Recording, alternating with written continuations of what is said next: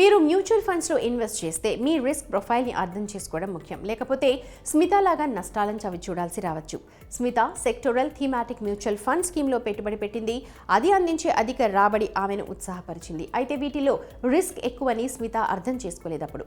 మార్కెట్లో అలజడితో తన పథకం పనితీరు నెగిటివ్లోకి వెళ్ళిపోయింది. స్మిత తన రిస్క్ ప్రొఫైల్ని అర్థం చేసుకుని ఉంటే ఆమె నష్టాన్ని నుంచి తప్పించుకునేది.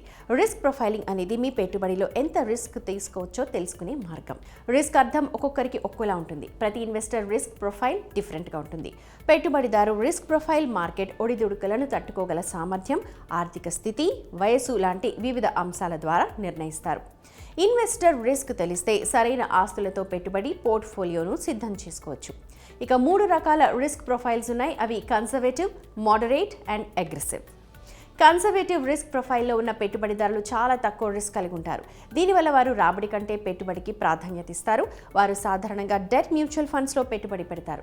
మరోవైపు మోడరేట్ రిస్క్ ప్రొఫైల్లో ఉన్న పెట్టుబడిదారులు సాధారణంగా రిస్క్ రిటర్న్ల మధ్య బ్యాలెన్స్ని కలిగి ఉండాలని కోరుకుంటారు. వారి పోర్ట్ఫోలియో ఈక్విటీ, డెట్ మ్యూచువల్ ఫండ్స్తో బ్యాలెన్స్ చేయబడి ఉంటుంది. రిస్క్ స్థాయి కూడా తక్కువగానే ఉంటుంది. అయితే అగ్రెసివ్ రిస్క్ ప్రొఫైల్తో ఉన్న పెట్టుబడిదారులు అనుభవజ్ఞులైన పెట్టుబడిదారులుగా పరిగణిస్తూ ఉంటారు. ముఖ్యంగా మార్కెట్లో మ్యూచువల్ ఫండ్స్ గురించి పూర్తి అవగాహన కలిగి ఉంటారు వీళ్ళు. అటువంటి పెట్టుబడిదారులు అధిక రాబడిని పొందడానికి ఈక్విటీ మ్యూచువల్ ఫండ్లలో పెట్టుబడులు పెట్టడానికి ఇష్టపడతారు. మార్కెట్ అస్థిరతతో సంబంధం ఉన్న రిస్క్ల గురించి వారికి తెలుసు. అందుకే సాధారణంగా ఎక్కువ కాలం పెట్టుబడి పెడతారు, ఎక్కువ రిస్కులు కూడా తీసుకుంటారు. ఇక లాడర్ ఆఫ్ వెల్త్ మేనేజ్మెంట్ ఎండి రాఘవేంద్రనాథ్ ప్రకారం పెట్టుబడిదారుడి రిస్క్ ప్రొఫైల్ అతని ఆర్థిక లక్ష్యాల ఆధారంగా అంచనా వేస్తారు. అంటే అతను ఏ లక్ష్యాన్ని సాధించాలి, ఎంత సమయంలో అతను లక్ష్యాన్ని చేరుకోవాలి, అనగా అతను ఎంతకాలం పెట్టుబడి పెడతాడు, నష్టాన్ని తట్టుకునే సామర్థ్యం నిర్ణయిస్తారు. రిస్క్ ప్రొఫైల్ని అర్థం చేసుకోవడం వల్ల ఇన్వెస్టర్కి అసెట్ కేటాయింపు, ఫండ్ ఎంపికకు సంబంధించిన సమాచార నిర్ణయాలు తీసుకోవడంలో సహాయపడుతుంది. పెట్టుబడి వ్యూహం, రిస్క్, ఫైనాన్షియల్ గోల్స్తో సరిపోలాలి. ప్రతి ఆర్థిక ప్రణాళికకు పునాది ఆస్తుల కేటాయింపు. ఒక ఖచ్చితమైన mutual fund portfolio equity, debt, passive mutual funds వంటి విభిన్న ఆస్తి తరగతులలో పెట్టుబడులను కలిగి ఉండాలి.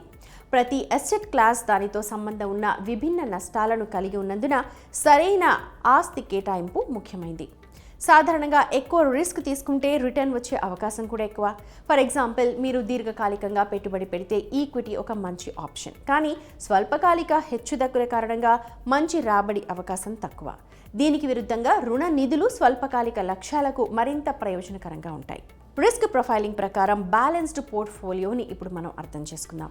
గత సంవత్సరం మోతీలాల్ ఓస్వాల్ ప్రైవేట్ వెల్త్ 3 దశాబ్దాలు అంటే 1990 నుండి 2023 మధ్య విశ్లేషించింది. ఇది అనేక పోర్ట్ఫోలియో కాంబినేషన్ల రిస్క్ రివార్డ్ని అంచనా వేసింది. కన్జర్వేటివ్ పెట్టుబడిదారులకు 25% ఈక్విటీ, 75% డెట్ పోర్ట్ఫోలియో మరింత అనుకూలంగా ఉంటుందని విశ్లేషించింది. అయితే 50-50 ఈక్విటీ, డెట్ పోర్ట్ఫోలియో అనేది మోడరేట్ రిస్క్ ప్రొఫైల్ ఉన్న పెట్టుబడిదారులకు సరైన బ్యాలెన్స్ సృష్టిస్తుంది.